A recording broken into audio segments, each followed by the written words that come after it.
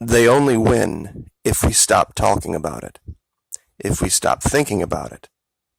They think because they have taken it out of the rotation in the mainstream news that people like us are going to forget what their plans are for Venezuela because they haven't given up on it.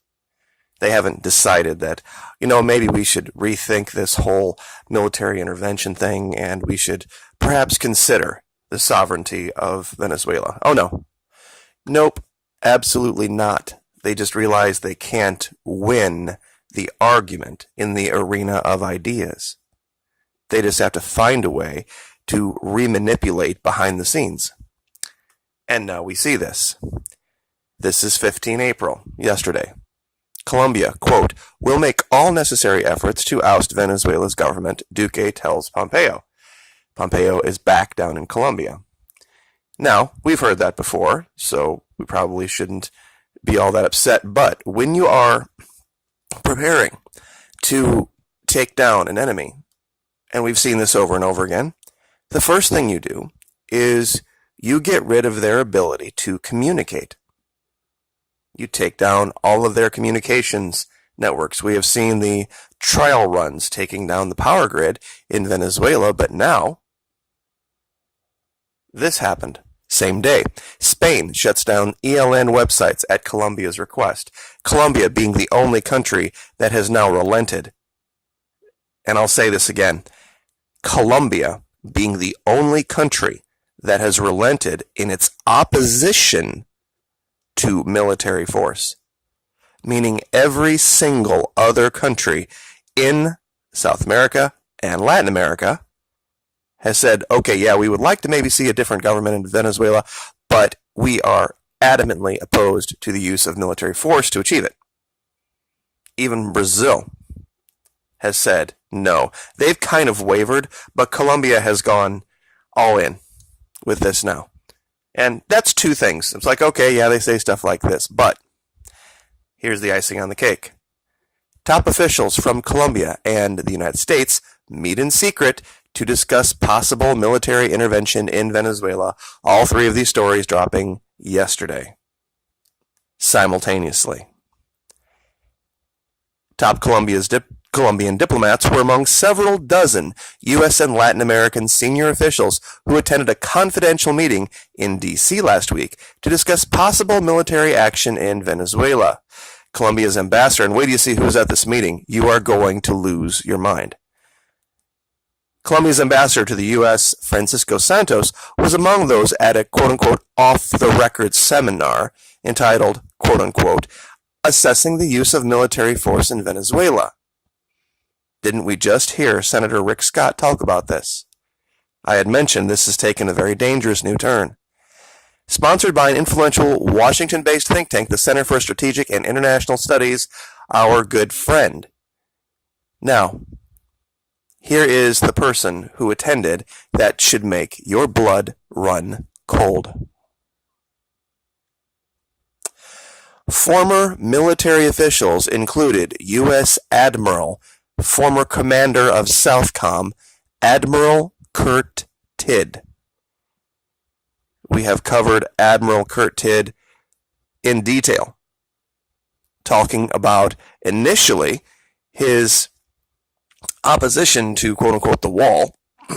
He said, and as someone who fought the war against illegal immigration and illegal drugs coming into this country, pardon me, that it would be like squeezing a balloon.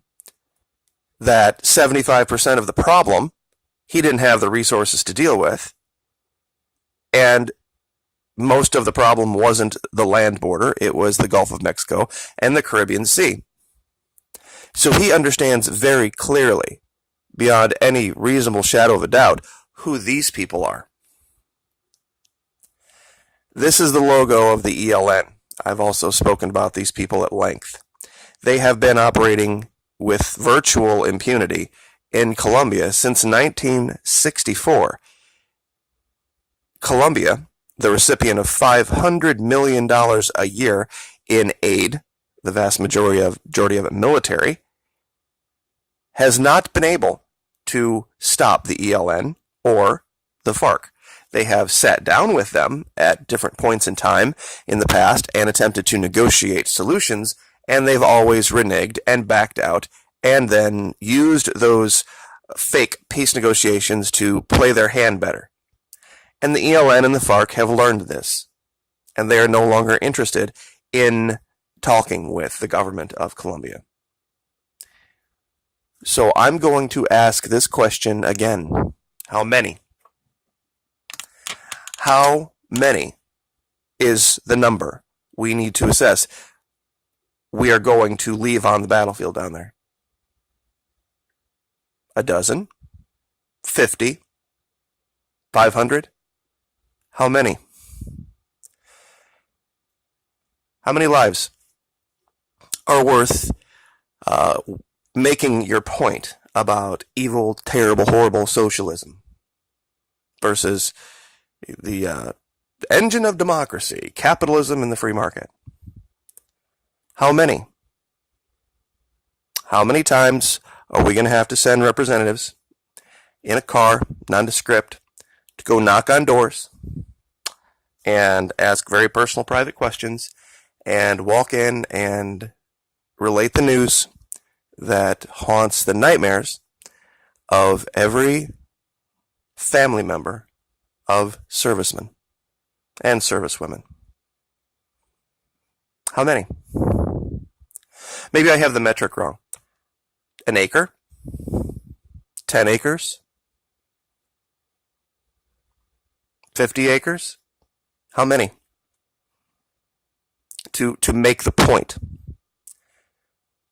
that I suppose would be right, that if your God is money and you want to use that money to affect the most powerful military on the planet, then yeah, you're right. Absolutely right. That's a great way to get cash and get giant sums of it so that you can purchase rifles and tanks and guns and planes, and then you can enforce your will around the world. If that's your definition of right and righteousness, then yeah, you're absolutely right. Socialism fails. Agreed.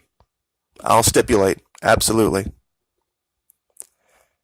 There are two sites still up talking about this issue and what they really stand for. Patria Libre is one of them that tells the story from the perspective of those who were under the boot of the big U.S. corporations in Colombia that gave rise to the ELN and the FARC. The reason they stood up and fought was because they were being thrown off their lands in the millions of acres. And this is the website that'll probably not be up for very much longer. It's ELN-VOCES.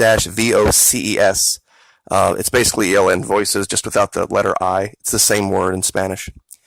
And they are talking about how they have tried peace. They've tried for years to combat the criminal corporatization of their country, of their people, to no avail.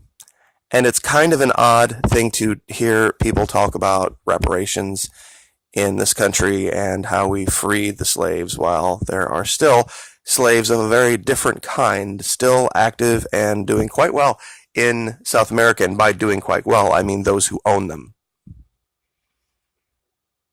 You see, we fought that war in the 1800s, and you could debate whether it was totally about slavery or not, but nobody bothered to worry about South America or Latin America or those slaves. Their skin wasn't quite as brown, and it wasn't our country. They had to fight for freedom of their own from the crown of Spain, which kind of was all wrapped up into one. The freedom for South America and the freedom from slavery was all kind of the same thing. However, different people came in, and I'll say it again, once mammon is your god, and money is your god, and that's the only thing you're concerned about. You are absolutely right when you say socialism fails. You're totally right. We'll stipulate that. Because capitalism and the free market will drive money into the hands of the super wealthy, into the hands of a few who will want to protect it at any cost.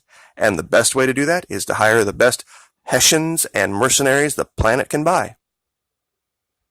And that's exactly what we see in DC. Because that's how they are going to try to solve this problem. They have one tool in their toolkit. It's a hammer. And every problem in the world is now a nail. And that's how they're going to take our freedom from us. So pay real attention, real close attention to what's going on. Because it's going to be the first shot in the Americas to put the people back down under the thumb. They haven't enjoyed this paradigm of freedom very much on the internet, and YouTube was just the first part of that. But they're going to use young, impressionable, easy to manipulate people, and they're going to wrap them in the flag and tell them how, patriotic they are, how they're doing their duty to protect the American way of life, as they send them to slaughter Venezuelans because they want independence of their own, ironically. And they're going to, and I even see this in my comments section, that somebody had said that I'd made the comment that DC is knocking down dictators around the world or supporting dictators around the world, but then attacking others. How could I jive both of those statements? It's real simple. Nicolas Maduro is not a dictator. He was elected twice. Dictators don't even stand for elections. If you want to see a dictator, look at China. Look at North Korea. They don't even pretend. Look at Saudi Arabia. They have a king, a real deal, sitting on the throne.